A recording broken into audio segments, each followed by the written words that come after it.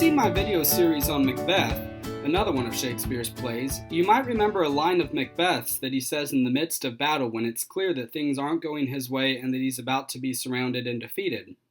He basically asks, "Why should I play the Roman fool and fall on my sword when there are still enemies around that I can kill? Wounds look better on them than on me." Now, without a little bit of an understanding of Roman history, that line might seem kind of odd. But after reading a play like Julius Caesar, it becomes all too apparent what Macbeth is talking about. The characters in the play, and the real-life historical counterparts, were always ready to commit suicide when things got bad, especially in order to avoid the disgrace of defeat or the shame of being taken prisoner. When the armies of Brutus and Cassius, and Octavius and Antony engage at Philippi, everything understandably descends into chaos, and Cassius, who we learn has poor eyesight and can't quite make out the movements of the enemy, is misled to believe that the battle is lost. He asks his friend Titinius to ride into his camp and see if the soldiers there are friends or foes, and Titinius goes. From a distance, Cassius and his servant think that Titinius is captured by enemy soldiers, but in reality he was surrounded by allies. While Cassius is devastated and thinking that the war is over, he persuades his servant to help him kill himself. So imagine Titinius' surprise when he comes back with good news and finds Cassius dead. He says, "Why didst thou send me forth, brave Cassius? Did I not meet thy friends? And did not they put on my brows this wreath of victory, and bid me give it thee? Didst thou not hear their shouts? Alas, thou hast misconstrued everything. But hold thee, take this garland on thy brow. Thy Brutus bid me give it thee, and I will do his bidding. Brutus, come apace, and see how I regard Caius Cassius. By your leave, gods, this is a Roman's part. Come, Cassius' sword, and find Titinius' heart." And he kills himself. Notice that he said that this is a Roman's part, and unlike with that quote from Macbeth, we can kind of understand where he's coming from. His commander has just died, and he doesn't feel that he should live any longer than him, and so he takes his own life. And we've learned throughout the play, and especially from Brutus, as we'll see, that being a Roman is synonymous with being a man of honor. And so when Titinius says this is a Roman's part, he's talking about his sense of integrity and honor. Going back to the scene where the conspirators first approach Brutus, and they all come to the conclusion that they have to kill Caesar, Cassius says that they should all shake hands and swear an oath to each other. And Brutus says no. And in his reason, we see how closely linked the idea of being a Roman and of being honorable are. He says, "What need we any spur but our own cause to prick us to redress? What other bond than secret Romans that have spoke the word and will not palter? And what other oath than honesty to honesty engaged, that this shall be, or we will fall for it? Swear priests and cowards and men cautelous, old feeble carrions, and such suffering souls that welcome wrongs. Unto bad causes swear such creatures as men doubt. But do not stain the even virtue of our enterprise, nor the insuppressive metal of our spirits, to think that or our cause or our performance did need an oath, when every drop of blood that every Roman bears, and nobly bears, is guilty of a several bastardy if he do break the smallest particle of any promise that hath passed from him." So in other words, he doesn't need proof of their constancy like a handshake or an oath, because he knows that they're Romans, and that's proof enough. Now it's easy enough to characterize Brutus as simply an honorable man, but the play gives us more specifics than that. We know that he ascribes to a specific philosophy like his real-world counterpart did, and that philosophy is Stoicism. Now Stoicism began in ancient Greece, but it became an extremely popular school of philosophy in Rome during the period in which this play is based. And Stoicism was all about developing self-control in order to overcome emotions. By this, we come to live a life founded on reasons as opposed to passions. And as we saw in an earlier video, Brutus was the exemplar of that lifestyle. Stoicism, indirectly, led to suicide being viewed as a much more acceptable option than it's normally viewed as today. The philosophy itself didn't exactly encourage self-harm or self-destruction, but it's easy to see how some of its basic tenets led down that road. So I have here a collection of letters from the Stoic philosopher Seneca, who lived a little bit after Brutus's time, maybe about 75 to 100 years or so. And I've highlighted some passages where Seneca is talking about death and how a Stoic should understand it. And it's important to note, too, that the guy practiced what he preached, so to speak. He was charged with being part of a conspiracy to assassinate the Emperor Nero and committed suicide himself rather than be arrested. So in this first letter, he's talking about the idea of rehearsing death. In other words, the notion that one should live their life prepared for the possibility that they could lose it any day.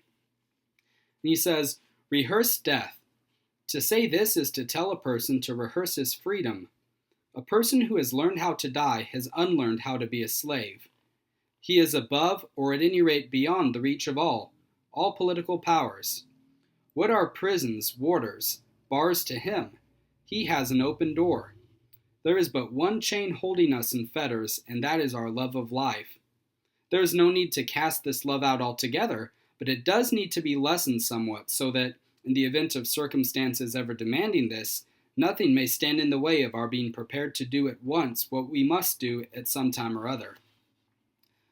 In a similar manner, in letter in letter 54, he's talking about how death needs to be confronted like a necessity, and that there really isn't any honor in being forced into it, but there is honor in meeting it head on and willing it. He says, you can feel assured on my score of this. I shall not be afraid when the last hour comes. I'm already prepared, not planning as much as a day ahead. The man, though, whom you should admire and imitate is the one who finds it a joy to live, and in spite of that is not reluctant to die. For where's the virtue in going out when you're really being thrown out? And yet there is this virtue about my case. I'm in the process of being thrown out, certainly, but the manner of it is as if I were going out. And the reason why it never happens to a wise man is that being thrown out signifies expulsion from a place one is reluctant to depart from, and there is nothing the wise man does reluctantly. He escapes necessity because he wills what necessity is going to force on him. A lot of what Seneca is saying here is echoed by Brutus in the play. After the conspirators kill Caesar, when everything's in an uproar and no one's sure if the conspirators are going to be embraced by the public for this deed or if they're going to be despised for it and killed as traitors, Brutus and Cassius have this exchange. Brutus says, Fates, we will know your pleasures. That we shall die we know. 'Tis but the time, and drawing days out that men stand upon. Cassius says, Why, he that cuts off 20 years of life cuts off so many years of fearing death. And Brutus responds, Grant that, and then is death a benefit? So are we Caesar's friends that have abridged his time of fearing death. So this is basically the same thing that Seneca is saying. Death comes to everybody, so there's no need to fear it. But this goes beyond just accepting death. For men like Seneca and Brutus, death is to be preferred to a life of shame and slavery. And for Cassius too, I guess, he killed himself out of grief, but he also wanted to make sure that he didn't fall into enemy hands. Cassius actually followed another school of philosophy called the Epicureans, which were kind of the opposite of the Stoics, but I don't want to get off subject. Basically, Brutus's belief is that it's better to be dead with honor than alive in dishonor. At one point, Brutus says to Cassius, Wherefore do you hold me here so long? What is it that you would impart to me? If it be aught toward the general good, set honor in one eye and death in the other, and I will look on both indifferently. For let the gods so speed me as I love the name of honor more than I fear death.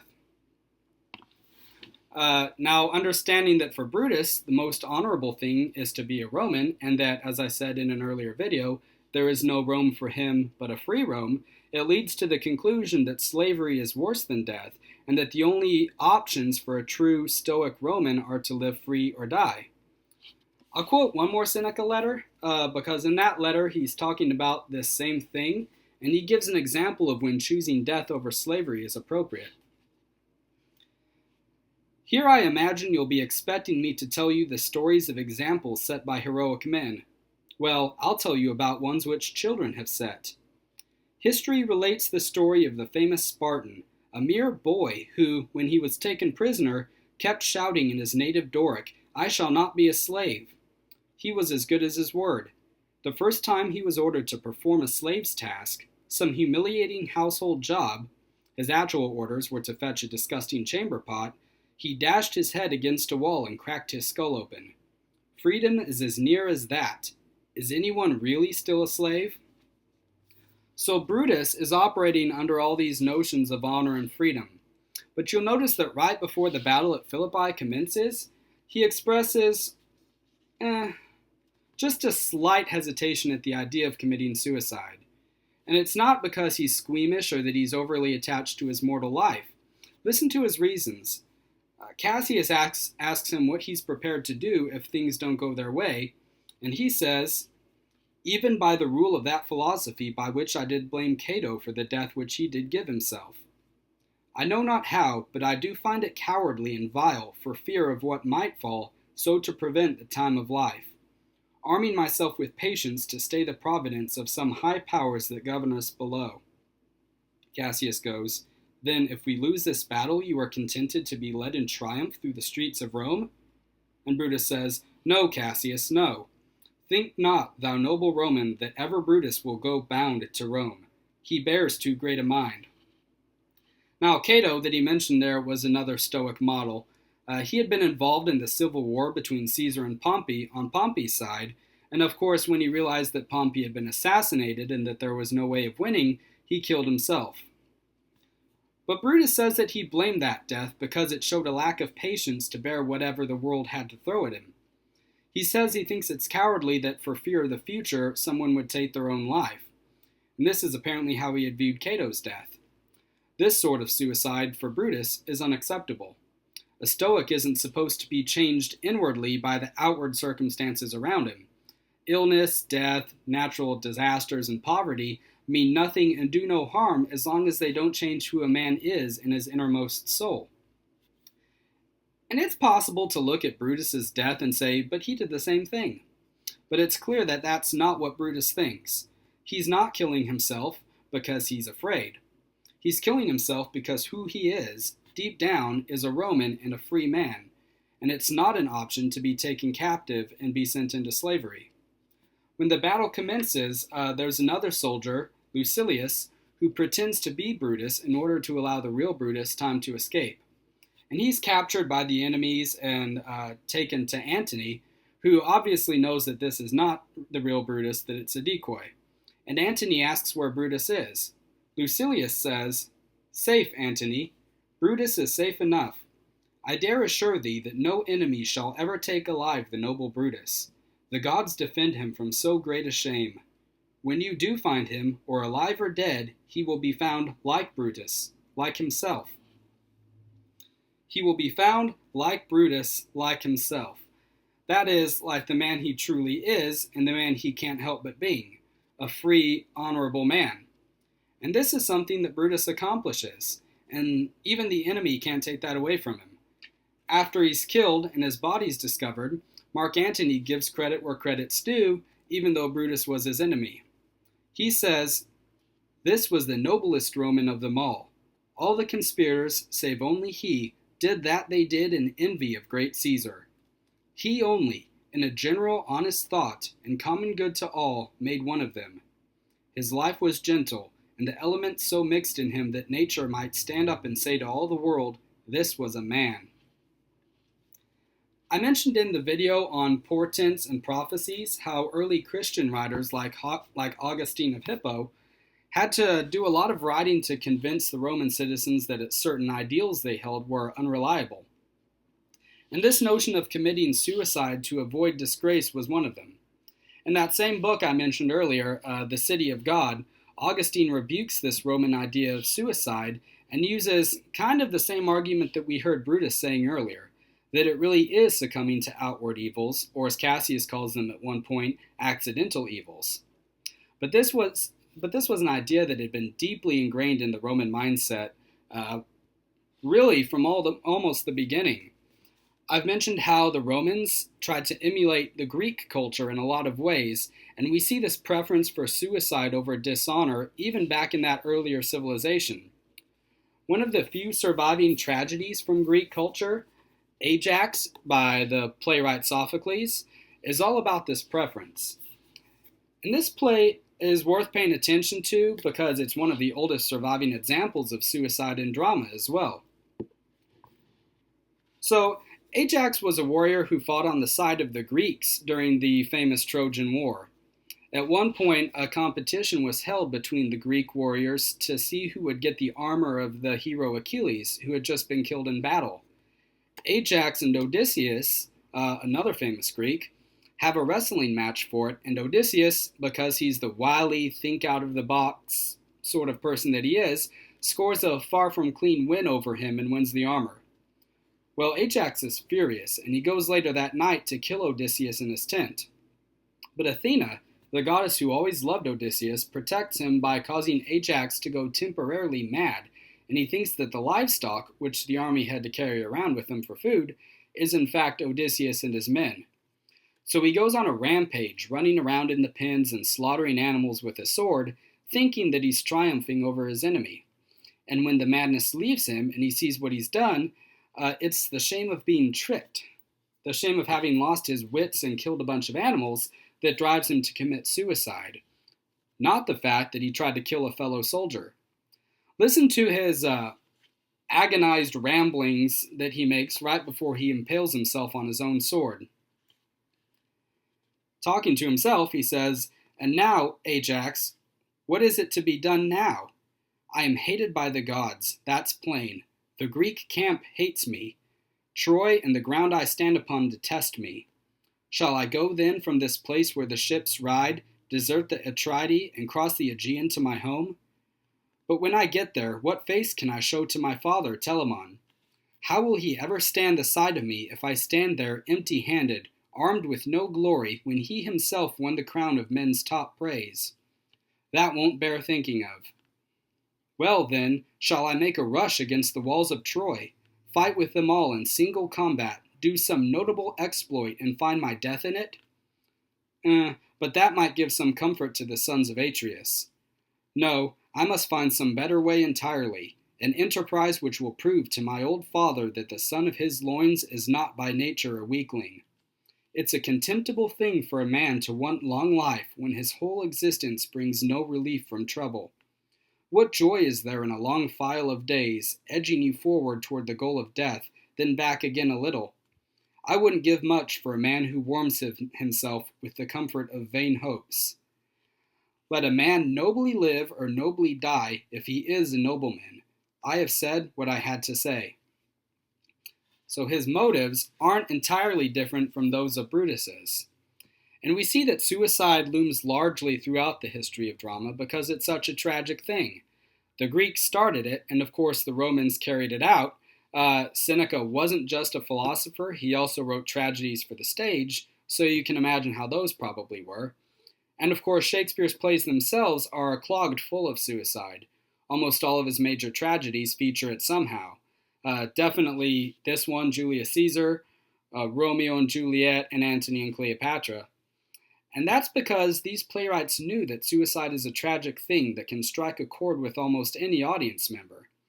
Plays where a character is overcome and killed by others were tragic, it's true. Like Macbeth says, "At least I'll die with harness on my back." But it's even more tragic when those characters overcome themselves because life has become so unbearable.